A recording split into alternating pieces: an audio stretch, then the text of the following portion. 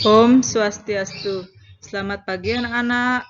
Bertemu kembali dengan Bu Guru kali ini di pembelajaran tema 1 subtema 3 pembelajaran 6. Kali ini kita akan membahas tentang muatan bahasa Indonesia yaitu membuat cerita pendek dan muatan IPA tentang penyebab gangguan kesehatan alat gerak, muatan SBDP tentang langkah-langkah membuat komik.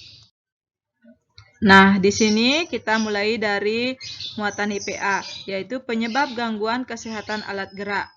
Nah, kelainan atau penyakit kelainan pada otot itu biasanya terjadi bisa karena bawaan sejak lahir, atau bisa juga karena infeksi bakteri atau virus, dan juga bisa karena kebiasaan yang salah.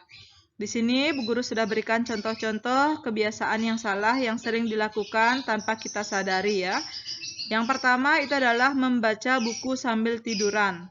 Sebenarnya kegiatan ini enak dilakukan anak-anak, tetapi fatal sekali akibatnya. Ini bisa menyebabkan terjadinya kelainan pada otot atau tulang kita. Jadi kalian tidak boleh meniru kegiatan seperti ini anak-anak ya, membaca buku sambil tiduran. Selain tulang atau otot kita bisa mengalami kelainan, mata kita juga bisa cepat mengalami penyakit minus ya.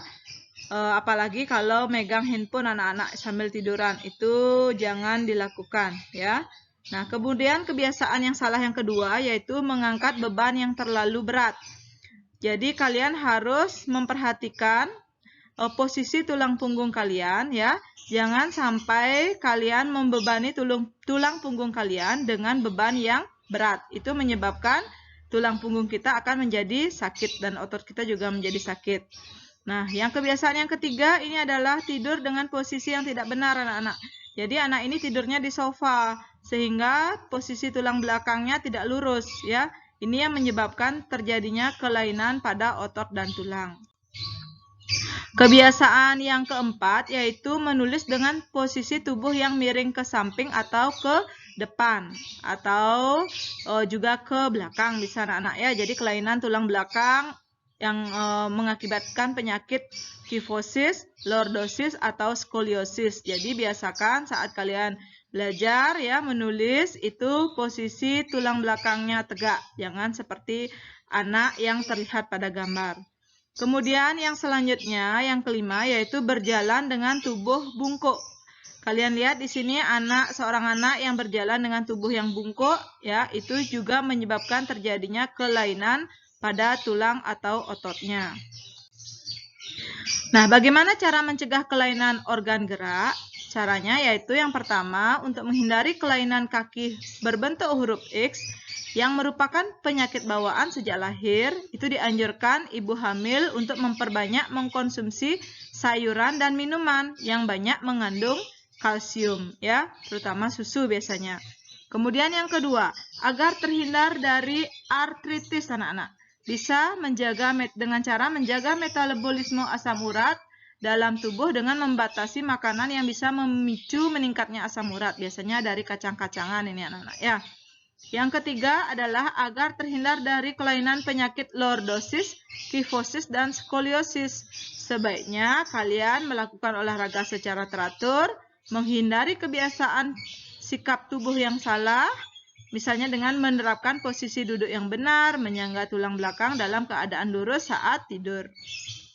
Yang keempat, agar terhindar dari osteoporosis, dianjurkan untuk mengkonsumsi makanan dan minuman yang banyak mengandung kalsium dan diimbangi dengan olahraga secara teratur. Yang kelima yaitu agar terhindar dari penyakit rakitis, dianjurkan untuk banyak mengkonsumsi telur, susu, dan minyak ikan, serta sering berjemur di pagi hari, karena sinar matahari pagi itu banyak mengandung vitamin D. Selanjutnya, membuat cerita pendek atau cerpen anak-anak ya. Bagaimana langkah-langkah untuk membuat cerita berdasarkan ide pokok? Yang pertama yaitu kita menentukan topik cerita yang akan kita buat. Misalnya kita ingin menentukan topik apa anak-anak. Kemudian yang kedua, menentukan ide pokok dari cerita yang akan kita buat. Yang ketiga, seperti biasa kita membuat kalimat utamanya dan kalimat utama tersebut harus mengandung ide pokok. Yang keempat, menuliskan informasi tambahan ke dalam beberapa kalimat untuk mendukung kalimat utama yang telah dibuat. Ini disebut juga dengan kalimat pengembang atau penjelas.